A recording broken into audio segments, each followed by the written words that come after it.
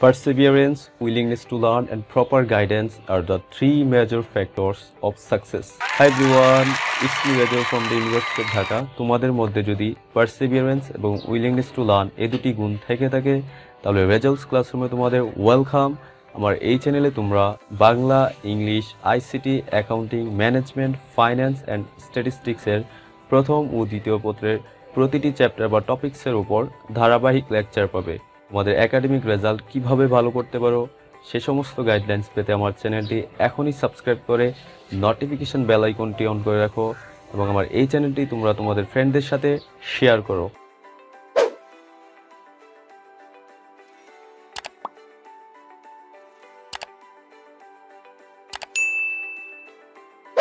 Hey everyone, what's going on? I hope you are keeping really cool and awesome. You are doing great. You are fit, fine and healthy. A warm welcome to another English lesson.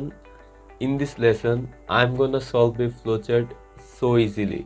So keep watching the lesson with patience and concentration.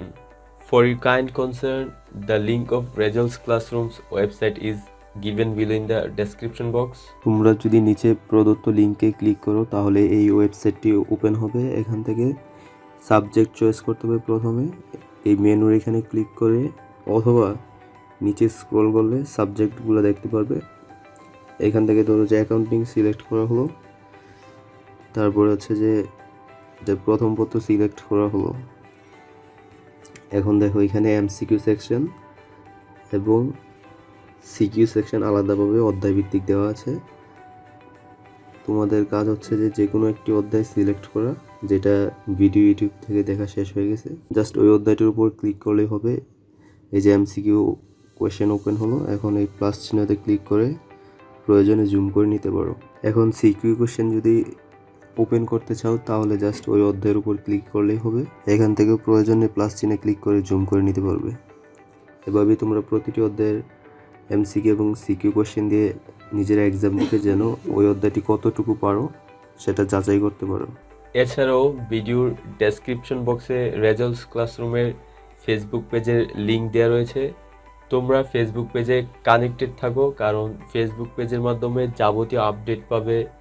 এছাড়াও FB পেজে ইংলিশের written পার্টের জন্য যেগুলো important সেগুলোর short notes পাবে। And specially FB পেজের মাধ্যমে তোমাদের মান্থলি বিভিন্ন কুইজ অর এক্সাম নেওয়া হবে। সো এখন আমরা মূল আলোচনা চলে আসি। But before starting the lesson, make sure that you have already watched my video regarding the rules of flowchart. যদি তুমি ওই ভিডিওটি অলরেডি দেখে থাকো তাহলে ওয়েল, বাট যদি অলরেডি দেখে না থাকো তাহলে হচ্ছে যে এই ভিডিও দেখার আগে ওই ভিডিওটি দেখো, প্লেলিস্টে যে ওই ভিডিওটি পাবে। কারণ তুমি যদি ওই ভিডিওটি না দেখে থাকো তাহলে কিন্তু এই ফ্লোচার্ট কিভাবে অ্যান্সার করতে হবে সেটা কিন্তু তুমি বুঝতে পারবে না। কারণ হচ্ছে যে ওই ভিডিওটাতে কিন্তু ফ্লোচার্টের A to Z রুলসগুলো দেওয়া রয়েছে। সো এই ফ্লোচার্ট অ্যান্সার করার আগে তোমাদের একটি বিষয় ভালোভাবে জানতে হবে, সেটা হচ্ছে যে পার্টস অফ স্পিচের যে চেঞ্জটা সেটা তোমাদের জানতে হবে। অর্থাৎ একটি ওয়ার্ডকে কিভাবে এটিকে ভার্বে কনভার্ট করা যায়, কিভাবে নাউনে কনভার্ট করা যায়, কিভাবে অ্যাডজেক্টিভে কনভার্ট করা যায়, অথবা কিভাবে অ্যাডভার্বে কনভার্ট করা যায় সেটা তোমাদের ভালোভাবে জানতে হবে। ফর এক্সাম্পল, আমি এখানে একটি ওয়ার্ড লিখলাম এক্সপেক্ট। সো এই এক্সপেক্টকে কিন্তু আমি যখন এক্সপেকটেশন করব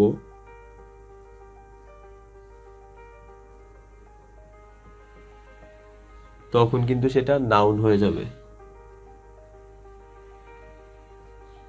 এবং এই এক্সপেক্টকে যখন আমি এক্সপেক্টেড করে ফেলবো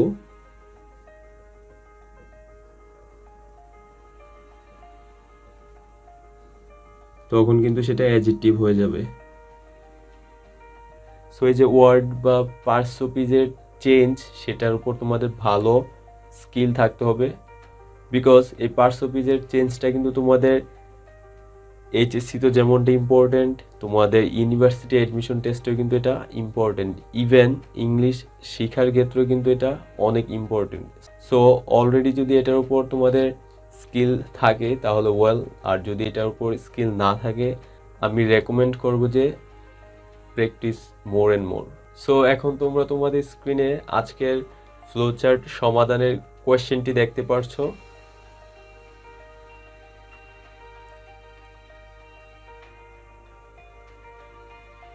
এবং এই কোয়েশ্চেনটি মূলত আজকে সমাধান করা হবে। So take a screenshot of this question.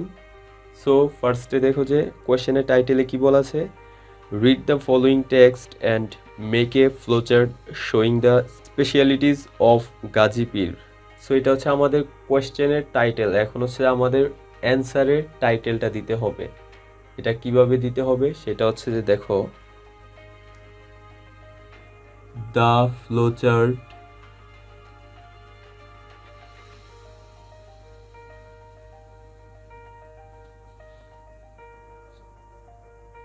showing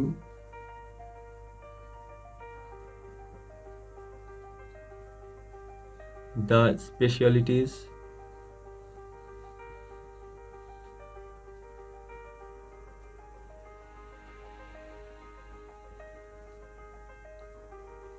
of Gazi Pir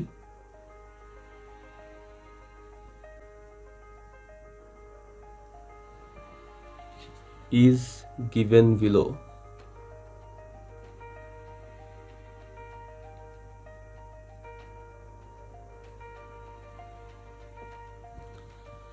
so এই যে দ্য ফ্লোচার্ট শোয়িং, এইখান থেকে এতটুক পর্যন্ত এবং ইজ গিভেন বিলো, এইখান থেকে এতটুক এবং এখান থেকে এতটুক প্রতিটা কোয়েশ্চেনের জন্য বা প্রতিটি ফ্লোচার্ট যখন সমাধান করবে সেটার টাইটেলের জন্য একদম সেম থাকবে। এই লেখাটি চেঞ্জ আসবে হচ্ছে যে এই যে শোয়িং এর পর থেকে ইজের আগ পর্যন্ত এই লেখাটাই হচ্ছে যে চেঞ্জ আসবে, এবং এই লেখাটা চেঞ্জ হবে তোমার কোয়েশ্চেনে যে টাইটেলটা দেওয়া থাকবে সেইখানে শোয়িং এর পরে যে লেখাটা থাকবে সেই লেখাটাই মূলত এইখানে লিখতে হবে।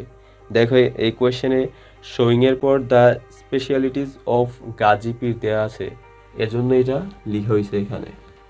সো আমাদের যে কোয়েশ্চেনটি দেওয়া রয়েছে সেখানে কিন্তু একটি বক্স ফিল আপ করে দেওয়া আছে, সেটি হচ্ছে যে সো আমাদের ফার্স্টে হচ্ছে যে আমাদের অ্যান্সার যখন করব সেই বক্সটি একজ্যাক্ট যেটা দেওয়া আছে সেটাই লিখতে হবে। এখানে আমাদের কোনো ধরনের চেঞ্জ করার রাইট নাই।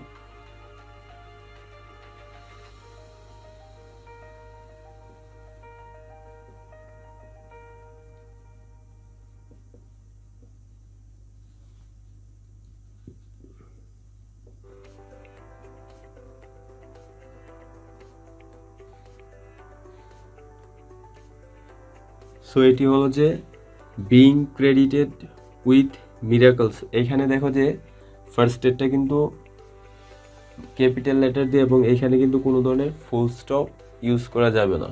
সো এইখানে এটাকে বক্স করতে হবে এবং এই বক্সটি তোমরা পেন্সিল দিয়ে এবং স্কেল দিয়ে খুব ভালোভাবে অঙ্কন করবে যেন স্ট্রেট হয়।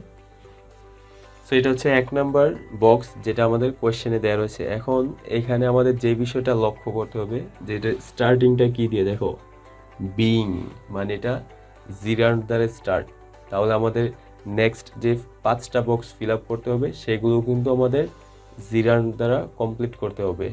সো তোমাদের প্রথম কাজ হচ্ছে যে পুরো প্যাসেজটাকে একবার পড়ে নেওয়া, দেন তোমাদের ফাইন্ড আউট করতে হবে যে ফার্স্ট বক্সে যে ইনফরমেশনটা দেওয়া রয়েছে সেটা কোন লাইন থেকে এটা দেওয়া হয়েছে। সো সেই লাইনটাকে ফাইন্ড আউট করে এখন তোমার ওই লাইনের পরবর্তী লাইনগুলো থেকে তোমার বাকি বক্সগুলো ফিল আপ করতে হবে। অর্থাৎ ধরো যে এটা সেকেন্ড লাইন থেকে দেওয়া রয়েছে, তাহলে তোমার পরবর্তী বক্সগুলো ফিল আপ করার সময় তুমি যে ইনফরমেশনগুলো দিবা সেগুলা সেকেন্ড লাইনের পরবর্তী লাইনগুলো থেকে দিতে হবে, অর্থাৎ থার্ড, ফোর্থ, ফিফথ এভাবে। সো এখানে আরেকটা বিষয় মনে রাখতে হবে, আমরা অক্সিলারি যে ভার্বগুলো সেগুলোকে যদি জিরান্ড করতে চাই অর্থাৎ অ্যাম ইজ আর ওয়াজ ওয়ের এগুলোকে কিন্তু আমরা বিং এর মাধ্যমে অক্সিলারিতে কনভার্ট করতে পারি, এবং হ্যাভ, হ্যাজ, হ্যাড এগুলোকে কিন্তু আমরা হ্যাভিং এর মাধ্যমে জিরান্ডে কনভার্ট করতে পারি। অর্থাৎ সো এগুলোকে যখন আমরা জিরান্ড করব তখন এগুলোর পরিবর্তে বিং লিখব, এবং অ্যান্ড হ্যাভ হ্যাজ হ্যাড এগুলোকে যখন আমরা জিরান্ডে কনভার্ট করব তখন এগুলোর পরিবর্তে আমরা লিখব having. So moving on second বক্সটা আমরা তাহলে কি লিখতে পারি? সো ফার্স্ট বক্সের এই ইনফরমেশনটা হচ্ছে যে হি ওয়াজ ক্রেডিটেড উইথ মেনি মিরাকলস, এটাকে হচ্ছে যে ওরা এই ফার্স্ট বক্সে দিয়েছে, তাহলে আমাদের এই লাইনের পরবর্তী লাইন থেকে বাকি বক্সগুলো ফিল আপ করতে হবে। তারপরে দেখো যে কি লেখা আছে এখানে, for example he could supposedly come dangerous animals and make them docile. So এই লাইনটি থেকে কিন্তু আমরা তার একটি স্পেশালিটি ফাইন্ড আউট করতে পারি, সেটা কি? সো সেটা হচ্ছে যে for example he could supposedly come dangerous animals and make them docile, এই লাইনটাকে কিন্তু আমরা লিখতে পারি যে enabling to come dangerous animals. So এটা আমরা লিখি, এখানে একটা অ্যারো চিহ্ন দিতে হবে, দেন এটাকে লিখতে হবে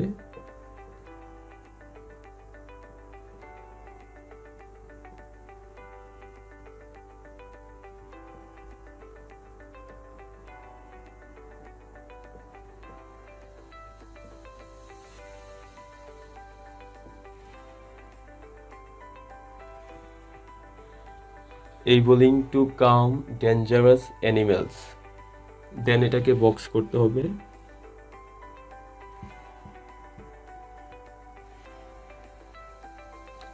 আর এখানে হচ্ছে যেটা নাম্বারটা দিতে হবে সেকেন্ড। সো আমাদের সেকেন্ড বক্স কমপ্লিট করা শেষ, এখন হচ্ছে যে third box. So next line কি দেওয়া আছে, he is usually depicted in parts or scroll paintings riding a fierce looking Bengal tiger, a snake in his hand but in no apparent danger।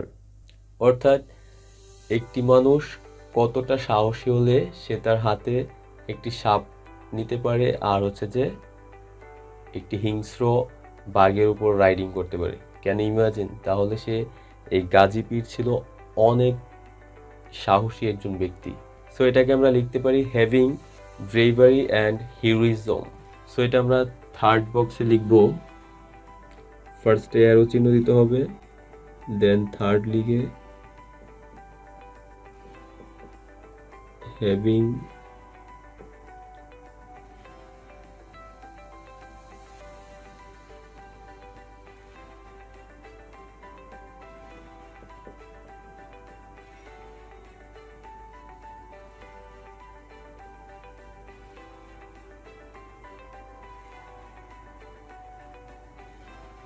দেন এটাকে একটা এইভাবে অ্যারো চিহ্ন দিয়ে নিচে নিয়ে আসতে হবে।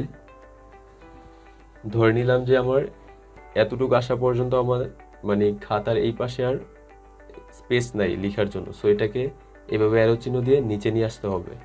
সো এই ফ্লো চার্টের ক্ষেত্রে আরেকটি বিষয় মনে রাখতে হবে, এইখানে কিন্তু এক্সাক্ট অ্যান্সারটা কিন্তু নাই।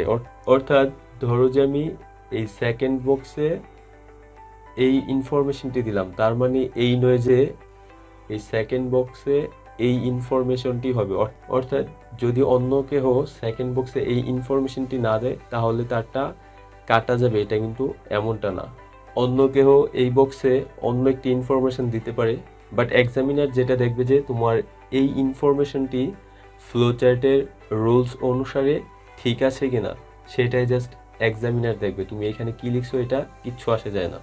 অর্থাৎ এইখানে দেখো যে এটা কিন্তু জিরান দ্বারা স্টার্টেড।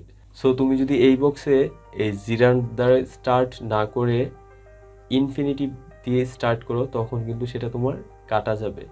অথবা তুমি যদি এখানে ধরো যে একটা ফাইনিট ভার্ব নিয়ে আসলা বা এটা শেষে ফুল স্টপ দিলা তখন কিন্তু সেটা কাটা যাবে। অর্থাৎ তোমার এখানে মেক শিওর যে তুমি ফ্লো চার্টের রুলস অনুসারে এই ইনফরমেশনগুলো ফিল আপ করতেছো। So next, according to some stories, he also fought crocodiles who threatened the people of a region full of canals and creeks, indeed a kind of watery jungle bordering the Bay of Bengal. So এই লাইনটা থেকে আমরা লিখতে পারি যে তার অনেক সাহস ছিল, যে কিনা সে daring to fight against crocodiles. So এটা আমরা ফোর্থ বক্সে লিখবো।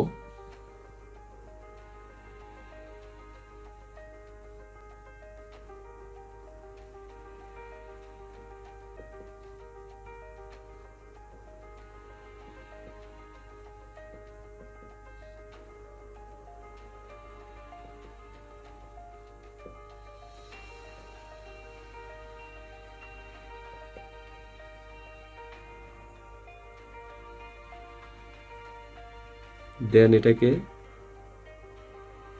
বক্স করতে হবে। So next, because of his alert and vigilant presence, all predatory animals were said to have been kept within bounds. So এই লাইনটা থেকে আমরা লিখতে পারি controlling all predatory animals. So আমরা এটা ফিফথ বক্সে লিখব।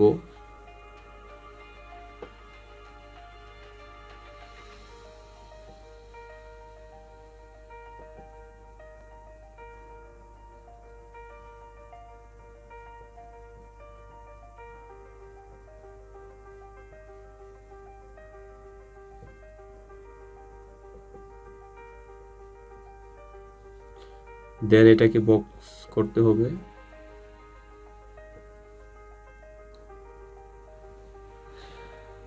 দেন অ্যারো চিহ্ন।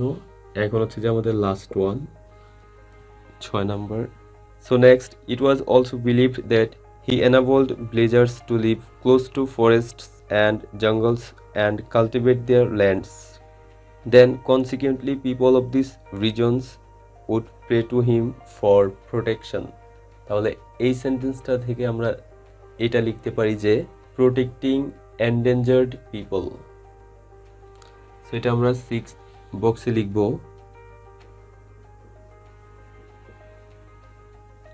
Protecting endangered people. দেন এটাকে বক্স করতে হবে।